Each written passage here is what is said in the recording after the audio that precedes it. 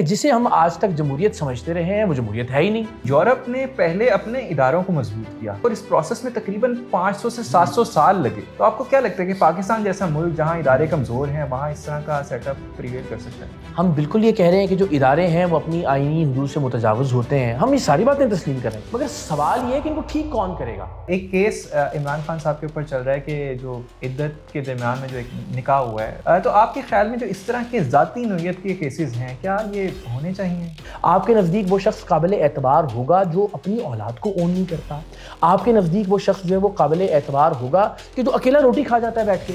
یعنی اس بات پر اس کو ہیرو بنا کے پیش کیا جاتا ہے کہ جناب وہ تو خان صاحب جو ہے نا وہ اکیلے روٹی۔ دنیا میں سب سے بڑی بد تہذیبی کی جو علامت ہے کہ کوئی شخص آپ کے ساتھ بیٹھا ہوا ہے اور آپ کھانا کھا رہے ہیں اور اس کو پوچھ نہیں رہے، اس کو وہ ان کی ایک خوبی کے طور پر بنا کر پیش کرتے ہیں۔ ہم نے یہ دیکھا ہے کہ پاکستان میں پونزی اسکیم کا بہت زیادہ فراڈ ہوتا ہے۔ آپ کے خیال میں پاکستان میں لوگ اس فراڈ میں پھنس کس طرح سے جاتے ہیں؟ لالچی لوگ زندہ ہیں تب تک فراڈی جو ہے وہ بھوکے نہیں مر سکتے۔ کچھ لوگوں کو دکھایا جاتا ہے کہ دیکھیں جی ہمیں اتنے $1000 آ رہے ہیں یا اتنا ہمارا جو ہے نا وہ لائف سٹائل میں تبدیلی آ گئی ہے۔ آپ کتنا ارن کر رہے ہیں منتھلی؟ الحمدللہ میں اس نے منتھلی 2 ملین ارن کر رہا ہوں ایٹ دا ایج آف 21۔ آپ منتھلی کتنا کما لیتی ہیں؟ لاکھوں درہمز الحمدللہ۔ اسامہ فضل جو ہے اس نے پونزی اسکیمز کو پروموٹ کیا ہے، تو آپ کیا کریں گے؟ اللہ خیر کرے یار، پتہ نہیں اچھا کس طرف جا رہے ہیں آپ۔ السلام علیکم۔ اس وقت ہمارے ساتھ اقرار الحسن صاحب موجود ہیں اور ان کا میں بہت شکریہ ادا کروں گا ٹائم دینے کا۔ آپ تشریف لائے۔ اس سے پہلے کہ میں انٹرویو کا آغاز کروں، ایک چھوٹا سا واقعہ۔ آج سے ہی تقریباً 7-8 سال پہلے ARY کے ایک اینکر تھے، تو وہ ایک جگہ پر آئے اور میں ان سے سیلفی لینا چاہتا تھا، تو وہاں پہ ایک جنگلہ لگا ہوا تھا، تو انہوں نے لوگوں سے ریکویسٹ کی کہ یار آپ لوگ جو ہے نا جنگلہ نہ پھیلانگے۔ تو میں نے اس دن جنگلہ نہیں پھیلانگا اور اپنے آپ سے یہ وعدہ کیا کہ اب میں سیلفی تب لوں گا جب میں ARY کی رمضان ٹرانسمیشن میں جا کے کوئی مقابلہ نہیں جیتا تھا۔ 2024 میں آیا شان سخن میں، پھر 2025 میں آیا، فائنل میں پہنچا، فائنل جیتنے والا تھا، لیکن بس وہ آخر میں آ کے میں فائنل ہار گیا۔ تو جنگلے کے اس پار میں تھا، اس کا مطلب ہے۔ آپ نے صحیح پہچانا ہے، جنگلے کے اس پار آپ تھے۔ آج آپ نے مجھے پہچان لیا ہے، آپ نے میرا آج نام لیا تو مجھے بہت نہیں، اللہ تعالیٰ آپ کو بہت عزت سے نوازے، آپ بہت اچھا بولتے ہیں، اللہ نے بہت اچھی صلاحیت سے آپ کو نوازا ہے، اینڈ آئی ہوپ کہ آپ ایک بڑا ٹف یہ اب بھول کے کہ میں کون ہوں اور کیا ہوں، آپ ایک مزیدار سا انٹرویو کریں گے۔ اچھا اقرار بھائی، آپ نے ایک نیا سیاسی سیٹ اپ یا ایک نیا سیاسی پلیٹ فارم بنانے کا اعلان کیا، اور آپ نے یہ کہا کہ پاکستان کے اندر لوگ شخصیت کی پرستش کرتے ہیں، شخصیت کے پیچھے بھاگتے ہیں، تو میں یورپین طرز کے اوپر جو ہے وہ ایک پلیٹ فارم بناؤں گا جہاں ایک شخص آئے گا، سرو کرے گا اور چلا جائے گا۔ لیکن یورپ نے پہلے اپنے اداروں کو مضبوط کیا، وہاں پہلے عدلیہ جو ہے وہ آزاد ہوئی، وہاں کی جو قانون نافذ کرنے والے ادارے ہیں وہ آزاد ہوئے، اور اس پروسیس میں تقریباً 500 سے 700 سال لگے۔ تو آپ کو کیا لگتا ہے کہ پاکستان جیسا ملک جہاں ادارے کمزور ہیں وہاں اس طرح کا سیٹ اپ پریویل کر سکتا ہے؟ اچھا، مجھے تھوڑا سا اس بات سے ذرا اختلاف ہے کہ ادارے کون مضبوط کرے گا؟ پھر ہم یہ کہہ رہے ہیں کہ بالکل ٹھیک بات ہے، ادارے مضبوط نہیں ہیں، ہم کہہ رہے ہیں بالکل عدلیہ محکوم ہے، ہم بالکل یہ کہہ رہے ہیں کہ جو ادارے ہیں وہ اپنی آئینی حدود سے متجاوز ہوتے ہیں، ہم یہ ساری باتیں تسلیم کر رہے ہیں، مگر سوال یہ ہے کہ ان کو ٹھیک کون کرے گا؟ آپ اور میں جب تک کسی پلیٹ فارم پر متحد نہیں ہوں گے، جب تک کوئی تنظیم کی شکل اختیار نہیں کریں گے، جب تک کوئی ایک ایسی آرگنائزیشن، کوئی ایسا پلیٹ فارم، کوئی ایسا اسٹرکچر مارز وجود میں نہیں آئے گا کہ جہاں سے آپ مل کر کوئی ایک ایسی جد و جہد کریں کہ نظام کی جو بھی خامیاں آپ بیان کر رہے ہیں ان خامیوں کو دور کریں، تو میں ساری باتوں سے متفق ہوتے ہوئے کہتا ہوں کہ یہ سارا کچھ کون کرے گا؟ آئی ایگری، چلیں پہلے عدالتیں ٹھیک کر لیتے ہیں، پھر ہم سیاسی پلیٹ فارم بنانے کی طرف جائیں گے۔ کون کرے گا ادارے ٹھیک؟ عدالتوں کو کون بہتر کرے گا؟ پولیس کو کون ٹھیک کرے گا؟ آپ کے نظام انصاف میں جو خامیاں اور کوتاہیاں ہیں، تو جو بھی یہ پرابلم آپ مجھے بتائیں گے، میرے پاس، ممکن ہے میں غلط ہوں، میں ہمیشہ ایک بات کہتا ہوں کہ میرے نزدیک آنیسٹلی، پوری آنیسٹی اور دیانتداری کے ساتھ اس کا جواب یہ ہے کہ آپ پہلے ایسا نظام وضع کیجئے کہ جس نظام کے تحت سسٹم کو چلانے والے ٹھیک لوگ اوپر آئیں۔ آپ لاقانونیت، بے روزگاری، مہنگائی، غربت، نظام عدل کی کمزوریاں، پولیس کا محکمہ، جو بھی ایشو مجھے آپ بتائیے، میرے پاس اس کا جواب یہ ہے کہ یہ سسٹم کی خرابی کی وجہ سے ہیں۔ سسٹم تب ٹھیک کام کرے گا جب اسے چلانے والے ٹھیک لوگ اوپر آئیں گے، اور ٹھیک لوگ تب اوپر آئیں گے جب آپ لوگوں کو سلیکٹ یا الیکٹ کرنے کا ایک میرٹ بیسڈ اور ڈیموکریٹک سسٹم وضع کر لیں گے. اچھا اقرار بھائی، آپ نے جنوری 2024 میں ایک ویڈیو اپلوڈ کی جہاں پر آپ نے سب سے پہلے اپنے اس آئیڈیا کا ذکر کیا کہ پاکستان کے اندر جو ایک ایسی جمہوری جماعت ہونی چاہیے جہاں پہ جو ہے وہ لوگ آئیں اور لوگ سرو کر کے چلے جائیں.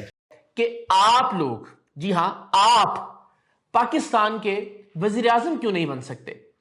جنوری 2024، آج ہم جنوری 2026 میں کھڑے ہیں، 12 بلکہ 24 مہینے کا عرصہ گزر گیا ہے. سوال یہاں پر یہ ہے کہ آپ نے کہا کہ 10 سے 12 لوگوں کا بورڈ بنے گا جو کہ سلیکٹ کرے گا عہدیداران کو، پارٹی کے اور چیئرمین کو، تو وہ 10 سے 12 لوگ سلیکٹ ہو گئے. اچھا، یہ وہ چونکہ سلیکٹ کا لفظ میرے منہ سے بھی نکل گیا، سلیکٹ کا لفظ یہیں اس پورے کہیں نظریے میں ایگزسٹ ہی نہیں کرتا. سب جو بھی ہوگا وہ الیکشن کے نتیجے میں ہوگا.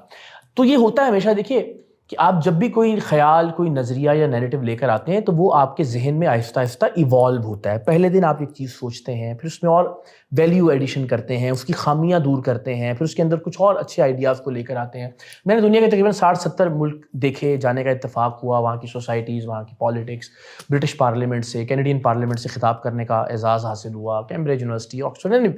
تو ایک پولیٹیکل سائنس کے طالب علم کی حیثیت سے مجھے لگا کہ ہمارے ہاں سب سے بنیادی جو خامی ہے وہ یہ ہے کہ جسے ہم آج تک جمہوریت سمجھتے رہے ہیں وہ جمہوریت ہے ہی نہیں. ہم تو ایک فرد کو جمہوریت سمجھ لیتے ہیں، ہم ایک خاندان کو جمہوریت سمجھ لیتے ہیں، وہ نواز شریف ہوں، وہ زرداری خاندان ہو، وہ بھٹو خاندان ہو، وہ یا عمران خان صاحب ہو، مولانا فضل الرحمان ہوں. ہمیں لگتا ہے یہ جمہوریت ہے اور انہیں جمہوریت سمجھ کے ہم ان کی لڑائی لڑتے ہیں. کبھی بھٹو صاحب کی لڑائی لڑتے ہیں، کبھی بے نظیر صاحبہ کی لڑائی لڑتے ہیں، کبھی نواز شریف صاحب کی لڑائی لڑتے ہیں. آج ہم عمران خان صاحب کی لڑائی لڑ رہے ہیں. ہمیں لگتا ہے ہم جمہوریت کی لڑائی لڑ رہے ہیں، ہم شخصیت کی لڑائی لڑ رہے ہوتے ہیں. تو ہم میں سے کوئی بھی نظام کی یا نظریے کی لڑائی نہیں لڑتا. تو میرے ذہن میں آج بھی یہ خیال ہے کہ ابھی آج ہم ایک فکری، شعوری اور نظریاتی تحریک باقاعدہ اس کا اعلان کر رہے ہیں. پہلے تو ذہن کی اختراع تھی، وہ ایوالو ہوتی رہی، اب ہم اس کو گراؤنڈ پر لے کر جا رہے ہیں. لوگوں کو رجسٹر کرنا شروع کرتے ہیں ایک پلیٹ فارم کے اوپر، جس کا ہم 15 تاریخ کو اعلان کریں گے انشاءاللہ. اور میری خواہش تب بھی تھی اور آج بھی ہے کہ ہم پاکستان کے 12-15 حدیقہ قیانی جیسے لوگ، شہزاد رائے جیسے لوگ، ڈاکٹر جاوید اقبال جیسے لوگ، ایسی شخص، کوئی ماحولیات کا ماہر، کوئی بین الاقوامی امور کا ماہر، کوئی بلوچستان کے امور کا ماہر. اچھا، ان لوگوں کو آپ نے فارملی اپروچ کیا؟ میں نے بہت سارے لوگوں کو یہ پیغام پہنچایا ہے. میں بہت سارے لوگوں کے پاس یہ پیغام پہنچا، کچھ لوگ متفق ہیں، کچھ لوگ تھاٹ پروسیس میں ہیں، کچھ لوگ جو انہوں نے مزید وقت مانگا سوچنے کا اینڈ آل دیٹ. تو بہت سارے لوگوں سے رابطہ ہو رہا ہے. مگر ہم نے سوچا کہ مین وائل ہم رجسٹریشن کا لوگوں کو ایک پلیٹ فارم پر اکٹھا کرنے کا کام کرتے ہیں، اور جب ان کے الیکشن کا وقت آئے کہ ہم ان لوگوں کو رجسٹر کرنے کے بعد کہیں گے جی اب آپس میں آپ انتخابات کے ذریعے اپنے یونین کاؤنسل کی سطح سے لے کر مرکز کی سطح کے لیڈرز کو منتخب کیجئے، الیکٹ کیجئے. تو اس کی نگرانی کے لیے کوئی ایک ایسا بورڈ موجود ہو. چاہیں تو اس بورڈ کو پارٹی کے عہدیدار اپنا نظم مکمل ہونے کے بعد ڈیزالو کر دیں، چاہے تو وہی بورڈ ان کے تھنک ٹینک کے طور پر کام کرے. آپ نے کہا کہ مستقبل میں آپ پارٹی سے علیحدگی اختیار کر لیں گے، یعنی نہ تو آپ پارٹی کے اندر کوئی عہدہ لیں گے اور نہ ہی آپ پارٹی کے کسی فیصلے کے اندر اثر انداز ہوں گے. تو مستقبل میں اگر پارٹی کوئی غلط کام کرتی ہے اور پارٹی ڈیلیور نہیں کر پاتی تو ان لوگوں کو پارٹی سے نکالنے کا اختیار کن لوگوں کے پاس ہے؟ دیکھیں یہ وہی، ہم چونکہ ہم نے دنیا میں کبھی سیاسی جماعت کا کوئی سٹرکچر ہم نے دیکھا ہی نہیں. ہمارے نزدیک سیاسی جماعت عمران خان ہے، ہمارے نزدیک سیاسی جماعت سرداری خاندان ہے، شریف خاندان ہے. تو جو سیاسی جماعت ہے اس میں ایک تو یہ طے ہوتا ہے کہ ہر تواتر کے بعد، ہر ایک مخصوص یا مقررہ مدت کے بعد انتخابات ہوتے ہیں، اور جو منتخب ہو گیا وہ مطلق العنان ڈکٹیٹر نہیں بن جاتا سیاسی جماعتوں کے ڈکٹیٹرز کی طرح. اس کو امپیچ کرنے کا بھی ایک پورا طریقہ کار پارٹی کے اندر موجود ہو. جو الیکٹڈ باڈیز ہیں تنظیم کے اندر، جو منتخب بورڈز ہیں یا جو کمیٹیز ہیں، وہ امپیچ کر سکیں گی اس کو، اور وہ اپنے عہدے سے ہٹ جائے گا، الیکشن ہوگا اور نیا آدمی آ جائے گا، اور اس کا بھی ایک طریقہ کار. فیصلے کا مکمل اختیار جو ہے وہ پارٹی کے عہدیداران کو ہی ہوگا، منتخب عہدیداران کے پاس ہوگا، اور اس میں بھی صرف ایک چیئرمین یا پریزیڈنٹ کے پاس نہیں. ایک پورا نظام ہوگا کہ جہاں اس کا لیا ہوا فیصلہ، اس کی توثیق ہوگی مختلف باڈیز سے اور جو بورڈز ہیں، الیکٹڈ بورڈز ہیں، اور اس کے بعد وہ فیصلہ امپلیمنٹ ہوگا، یعنی مشاورت سے اور جمہوریت. آپ یہ کہتے ہیں کہ جو آپ کی تحریک ہے اس کو اگر کسی نے فائدہ پہنچایا ہے تو وہ پی ٹی آئی ہے، کیونکہ پی ٹی آئی کی جانب سے بہت زیادہ تنقید کی جاتی ہے ابھی تو ایسا ہی ہے تحریک کے اوپر. تو آپ کو نہیں لگتا کہ جب آپ مسلسل اپنی تنقید ایک ہی سیاسی شخصیت کے اوپر کرتے ہیں، عمران خان صاحب، تو اس سے عمران خان صاحب کے نیریٹو کو فائدہ ملتا ہے، کیونکہ ان کے لوگ مزید اس بات پر جو ہے وہ سمجھتے ہیں کہ آپ جو ہیں وہ لانچ. اچھا، یہ میں نے یہ پہلی بار اس اینگل سے ایک بات سنی ہے، اس کو انالائز کیا جانا چاہیے. لیکن ایک بات تو یہ کہ میں اس کو درست نہیں سمجھتا کہ ہم صرف عمران خان صاحب پر تنقید کرتے ہیں. میں ابھی آپ سے عرض کرتا ہوں, میرا ٹویٹر موجود ہے, نواز زرداری لکھ کر دیکھ لیجئے, جہاں بات ہوئی ہے 99% یکساں بات کی ہے. ابھی بھی جب ہم نے بات کی تو زرداری, آپ نواز زرداری اور عمران کہتے ہیں, آپ جب عمران خان صاحب پر تنقید کرتے ہیں تو پھر آپ عمران کا ہی نام لیتے ہیں. اکثر یہ ہوتا ہے کہ ہم صرف کبھی زرداری خاندان پر تنقید کرتے ہیں. دیکھیے ایسا نہیں, میرا پورا جرنلسٹک کریئر جو ہے اس میں آپ دیکھیے پیپلز پارٹی کے اگینسٹ پیپلز پارٹی نے میرے خلاف پورے ٹرینڈ بنائے ہوئے ہیں دشمن اقرار الحسن کے, ٹھیک ہے. تو اس وقت کوئی کہتا کہ جی آپ صرف ان پر تنقید کیوں کر رہے ہیں اور یہ آپ کے خلاف ٹرینڈ کیوں بنا رہے ہیں. نون لیگ سعید غنی صاحب, ٹھیک ہے نا, وہ یاد ہوگا آپ کو مرحلہ. اس وقت میں میرے پاس جو دلیل ہے وہ یہ کہ چونکہ عمران خان صاحب کا نیریٹو اور بیانیہ اس وقت سب سے پاپولر نیریٹو ہے, تو اسامہ کوئی بھی نئی تنظیم, کوئی بھی نئی تحریک, کوئی بھی نیا بیانیہ, کوئی بھی نیا نیریٹو آ کے جو آلریڈی ریجیکٹڈ یا پامال شدہ نیریٹیوز ہوتے ہیں ان کی بات تو نہیں کرتا, کیونکہ ان کو تو آلریڈی رد کر چکی ہوتی ہے قوم. آپ جب اپنا نظریہ یا بیانیہ لے کر آتے ہیں تو جو آلریڈی ایگزسٹ کر رہا ہوتا ہے بیانیہ, یا جو پاپولر ہوتا ہے, جو مقبول ہوتا ہے, آپ اس سے اس کا موازنہ کرتے ہیں. اچھا اقرار بھائی, ایک کیس عمران خان صاحب کے اوپر چل رہا ہے کہ جو عدت کے درمیان میں جو ایک نکاح ہوا ہے, بشرا بی بی صاحبہ کے اوپر کیس چل رہا ہے, تو آپ کے خیال میں جو اس طرح کے ذاتی نوعیت کے کیسز ہیں کیا یہ ہونے چاہیے؟ ہرگز نہیں, اور میں نے ہر فورم کے اوپر اس طرح کی کسی بھی جو رذیل حرکت ہے اسے گھٹیا قرار دیا ہے, اس کی مذمت کی ہے, جو ہم کر سکتے ہیں. لیکن آپ نے وہ ان کی ذاتی زندگی سے متعلق کمنٹ بھی تو کیا نا کہ وہ ان کے گھر آتے تھے, اور میں اس طرف آ جاتا ہوں بالکل. دیکھیے ایک تو یہ کہ جہاں خاتون کے تقدس کا معاملہ ہونا, مجھے لگتا ہے, یا آپ صرف اس بنیاد پر اپنے پولیٹیکل اوپوننٹ کو ٹارگٹ کریں کہ اگلی عورت ہے یا اگلی خاتون ہے, مجھے لگتا ہے اس سے تو ریسٹرین آپ کو اب شو کرنا چاہیے. اچھا اب جو آپ نے جس طرف اشارہ کیا نا کہ وہ گھر جاتے تھے اور اس کا کیا ہوا تھا, میں آپ سے یہ کہتا ہوں اسامہ, اگین آپ نے مجبور کیا تو مجھے بات دل کی کرنا پڑے گی. آپ لیڈر سے متعلق یہ دیکھیں گے سب سے پہلے کہ وہ کتنا قابل اعتبار ہے یا وہ کتنا قابل اعتماد ہے. میں آپ سے یہ کہتا ہوں کہ کیا آپ ایسے شخص پر اعتبار کریں گے جو آپ کے گھر آتا ہو اور آپ کی 5 بچوں کی ماں کو طلاق دلوا کے اس کے ساتھ شادی کر لیں؟ کیا ایسے لیڈر پر ٹرسٹ یا اعتبار, یا آپ بطور شخص اس پر اعتبار نہیں کر سکتے کہ جو کسی کے گھر جاتا ہو اور وہاں جا کے آپ تو بہنوں بیٹیوں کی طرح دیکھتے ہیں ہر شخص جس کے گھر آپ جاتے ہوں اس میں موجود خواتین کو, تو وہاں ایک خاتون کو جو 5 بچوں کی ماں ہے, آپ اس کو طلاق دلوا کر اگر اس سے نکاح کر لیں یا شادی کر لیں, تو آپ کے نزدیک, اور جو لوگ دیکھ رہے ہیں میں ان سے کہتا ہوں, آپ کے نزدیک وہ شخص قابل اعتبار ہوگا. آپ کے نزدیک وہ شخص قابل اعتبار ہوگا جو کسی دوست کے جنازے پر نہیں جاتا. آپ کے نزدیک وہ شخص قابل اعتبار ہوگا جو اپنی اولاد کو اون نہیں کرتا. آپ کے نزدیک وہ شخص جو ہے وہ قابل اعتبار ہوگا کہ جو اکیلا روٹی کھا جاتا ہے بیٹھ کے. یعنی اس بات پر اس کو ہیرو بنا کے پیش کیا جاتا ہے کہ جناب وہ تو خان صاحب جو ہے نا وہ اکیلے روٹی. دنیا میں سب سے بڑی بد تہذیبی کی جو علامت ہے کہ کوئی شخص آپ کے ساتھ بیٹھا ہوا ہے اور آپ کھانا کھا رہے ہیں اور اس کو پوچھ نہیں رہے, اس کو وہ ان کی ایک خوبی کے طور پر بنا کر پیش کرتے ہیں. تو جب آپ لیڈر کی بات کرتے ہیں تو آپ یہ پیرامیٹرز دیکھتے ہیں کہ وہ اپنی ذاتی زندگی میں کتنا ٹرسٹ وردی ہے, اس پر کتنا اعتبار یا اعتماد کیا جا سکتا ہے. جو آدمی اپنی اولاد کے ساتھ, جو آدمی اس شخص کے ساتھ جس کے گھر وہ جاتا تھا, جو شخص اپنے دوست کے ساتھ لائل نہیں ہے, وفادار نہیں ہے, اور اس پر اعتبار نہیں کیا جا سکتا, وہ قوم اور ملک کے ساتھ کیسے وفادار ہو سکتا ہے؟ تو آپ کی مرضی ہے, لیکن میں آپ سے عرض کرتا ہوں کہ ذاتی زندگی میں آپ کا کردار اپنے رشتوں کی طرف, اپنے دوستوں کی طرف, آپ کا کنڈکٹ, اس کو تو ہم پیرامیٹر بنائیں گے آپ کے وفادار ہونے یا قابل اعتبار ہونے یا قابل اعتماد ہونے کا. کسی کو یہ بات بری لگتی ہے؟ آپ یہ کہنا چاہ رہے ہیں کہ اگر مستقبل میں آپ کا کوئی افیئر منظر عام پر آ جاتا ہے تو لوگوں کو آپ کو پھر دیکھیے نا, اس افیئر سے اگر تو آپ یہ تعین کرنے میں کامیاب ہو جاتے ہیں کہ میں قابل اعتماد ہوں, ٹرسٹ وردی ہوں یا نہیں ہوں, تو بالکل وہ ایک پیرامیٹر ہے کہ جس کو کیا جانا چاہیے. اور اگر وہ اس نوعیت کا معاملہ ہے کہ جس سے کسی دوسرے کی زندگی یا میرے کردار کی کوئی ایک صنف یا وصف واضح نہیں ہو رہا, تو پھر ٹھیک ہے, وہ ایک ذاتی ایشو ہے. لیکن اگر کوئی ایک ایسی چیز کہ جو آپ کے کردار کے وصف کو بتا رہی ہے کہ آپ میں یہ پرابلم ہے, آپ ٹرسٹ وردی نہیں ہیں, تو میرا یہ خیال ہے کہ اس پہ ضرور نظر کرنی چاہیے. اس لیے کہ آپ بہت ساری چیزوں کو ہائی لائٹ کرتے ہیں اس طرح کے معاملے کے اندر. یعنی آپ یہ کہتے ہیں, مثال دے رہا ہوں میں آپ کو ایک بالکل الگ, آپ کہتے ہیں کہ جی شوکت خانم کو آپ سیاست میں نہ لے کر آئیں. میں بھی یہ مانتا ہوں نہیں ہونا چاہیے, کہ شاندار خانم, مگر اسی شوکت خانم کو آپ اپنی سیاست کے لیے تو استعمال کرتے ہیں, تو پھر آپ وہ لیوریج بھی مت لیجئے, آپ وہ پوائنٹ سکورنگ شوکت خانم کی بنیاد پر مت کیجئے, آپ مت گھسیٹیے اس کو سیاست میں.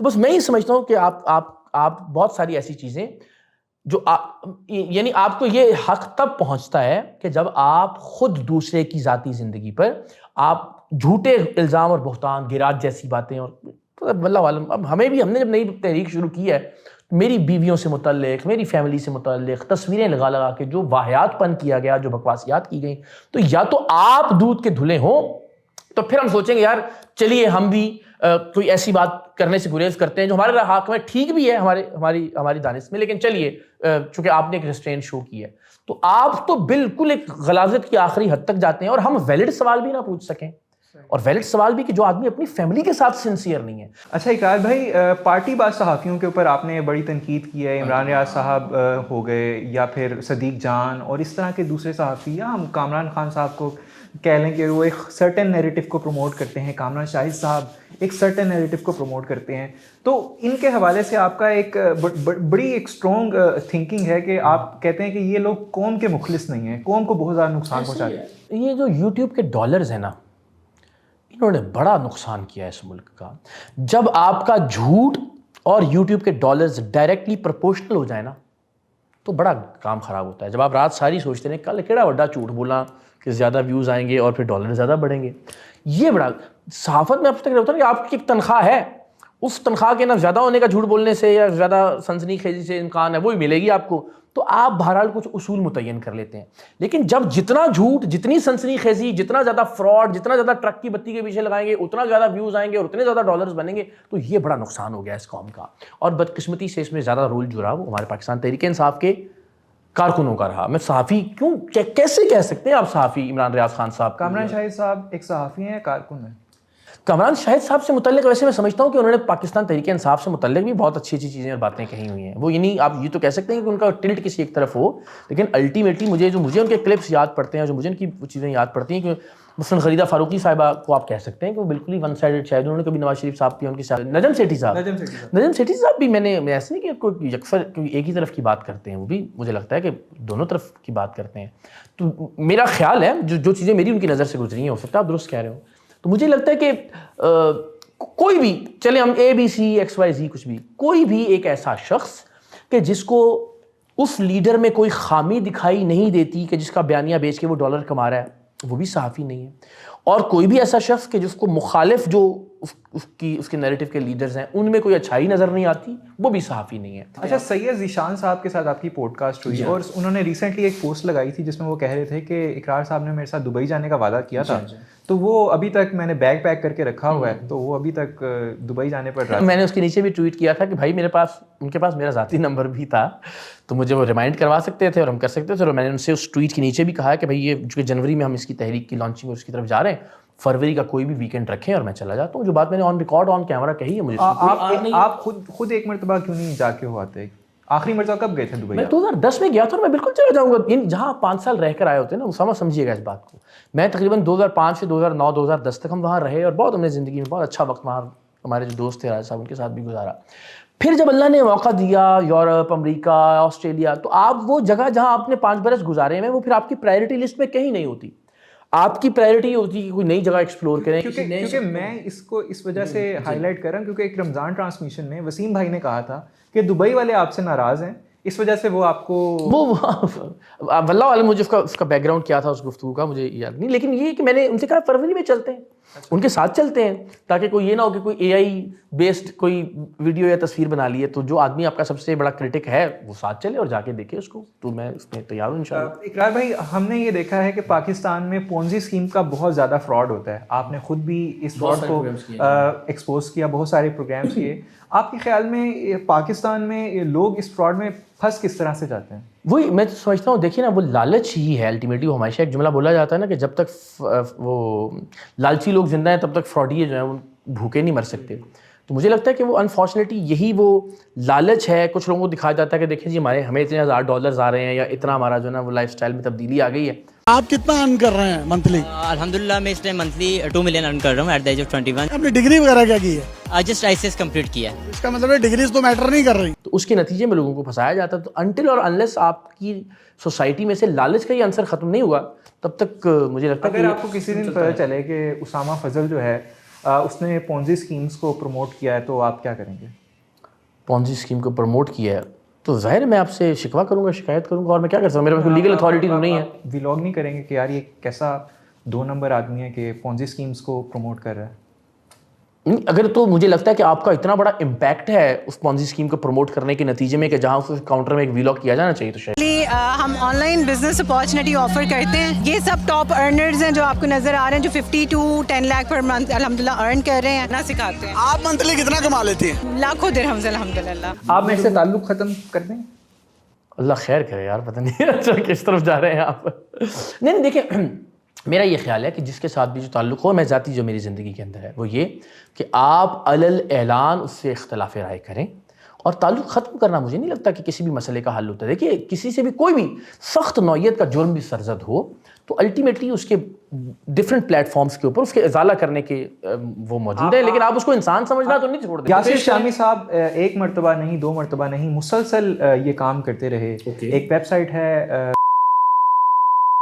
میں ظاہر ہے نام کو میں بیپ کروں گا کیونکہ میں نام لے نہیں سکتا, تو اس ویب سائٹ کو یہ پیسے لے کے مسلسل پروموٹ کرتے رہے. اچھا واللہ عالم, چونکہ میں جو آپ ویب سائٹ جس کا آپ ذکر کر رہے ہیں, مجھے خدا کی ذات جانتی ہے, مجھے اس کے بارے میں زیرو علم ہے کہ وہ کیا ہے, کس طرح سے وہ کام کرتی ہے, اس کا کیا میکانزم ہے, اور میرے علم میں ہوگا تو میرا چھوٹا بھائی ہے, میں اس کو ضرور. آپ کے علم میں ہوگی نا کہ یاسر شامی صاحب پیسے لے کے کسی بھی چیز کو پروموٹ کر دیتے ہیں, یہ بات نہیں, کسی بھی چیز کو تو مجھے نہیں پتا, ان کا کوئی نہ کوئی ایک سسٹم اور کوئی نہ کوئی ایک پیرامیٹر تو موجود ہوگا نا, کہ وہ جس کے ذریعے, دیکھیں مارکیٹنگ کی ویڈیوز تو دنیا کا ہر انفلوئنسر کرتا ہے نا.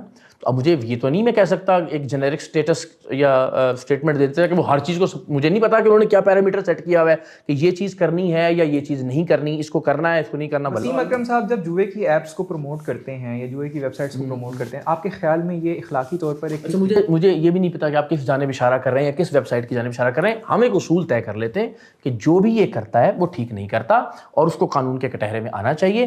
آپ ذاتی حیثیت میں اگر اس پوزیشن میں ہیں کہ آپ ان کو کچھ سمجھا سکیں یا ان کو کچھ بتا سکیں, ضرور اس کو سمجھانا اور بتانا چاہیے, اور باقی پھر قانون پر چھوڑ دینا چاہیے معاملہ. اقرار بھائی بس آخری سوال آپ سے پوچھوں گا, اور اس کو میں بس ایک لیٹر نوٹ پہ اینڈ کرنا چاہوں گا اس پورے انٹرویو کو, کہ آپ نے وسیم بھائی سے متعلق ایک بات کی کہ یار وسیم بھائی بڑے کنجوس آدمی ہیں.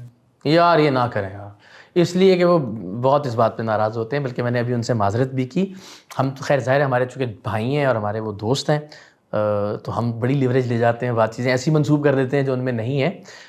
تو وہ ابھی ریسنٹلی کسی ایک اور انٹرویو میں بھی ہوا, تو میں نے ان کو فون کر کے میں نے کہا یار مجھ سے یہ مذاق میں نے کہہ دیا, جس طرح ہم آپس میں بیٹھ کے تو 10 باتیں کر جاتے ہیں نا, تو میں نے کہا میں معذرت, اور آئندہ میں اس بارے میں. آپ نے یہ بات کی تو میں نے اس سے ریلیٹ کر لیا کہ میں شان علم میں میری 2nd پوزیشن آئی تو میں خوش گیا وسیم بھائی کے پاس. میں نے کہا یار وسیم بھائی جو 1st پوزیشن جس کی آئی ہے اس کو تو 3 لاکھ روپے ملے ہیں, جو 2nd پوزیشن آئی ہے اس کو کیا ملا ہے؟ وسیم بھائی کہتے بہت ساری دعائیں. اچھا نہیں, ان بیچاروں کے اختیار میں نہیں ہوگا اس وقت, لیکن یہ کہ اللہ تعالیٰ ان کو سلامت رکھے, بہت محنتی, بہت پیارے دوست ہیں. نوٹس کی کہ وسیم بھائی جیسا ہارڈ ورکنگ اور ڈسپلنڈ اپنی زندگی میں نہیں دیکھا, نو ڈاؤٹ, بہت محنت کرنے والے آدمی ماشاءاللہ, اور اللہ نے جو نام, جو عزت, جو پیار لوگوں کے دلوں میں ڈالا ہے ان کے لیے, میرا خیال ہے وہ اسی محنت کی وجہ سے ہے. سو اقرار بھائی تھینک یو سو مچ اسامہ, بہت بہت شکریہ, دھواں دھار انٹرویو کیا, بہت مزہ آیا, اللہ خیر کرے, جو ہم نے کہہ دیا بس. اب تک کے لیے اتنا ہی.